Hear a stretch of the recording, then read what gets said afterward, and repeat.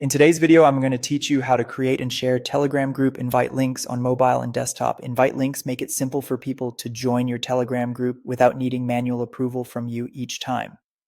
These links usually start with TME// and can be shared publicly or privately, depending on how much control you want. Keep in mind, only group admins can generate invite links. If you don't see the options I mentioned, double check that you have admin permissions for the group.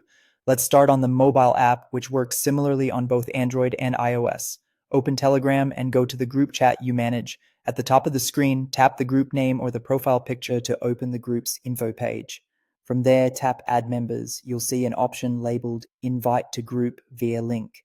Select that, and Telegram will generate a join link for your group. It will look like a t.me join chat link. You can copy it with one tap, and it's now ready to paste wherever you need. If you're sharing widely, remember that anyone with the link can try to join, so keep track of where you post it. If you change your mind later, you can always come back and create a new link or revoke the existing one to cut off access. Now let's do the same on a computer. Open Telegram on your desktop and navigate to your group. In the top right corner, click the three dots menu. Choose Manage Group or Edit, depending on your version.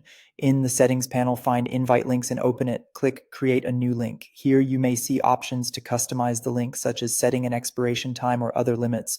This is helpful if you want a temporary link for an event or a limited time promotion. When you're happy with the settings, create the link and copy it to your clipboard. Just like on mobile, you can revoke it later if you need to regain control. Sharing is straightforward. Paste the TME/link into a chat, email, social media post, or your website.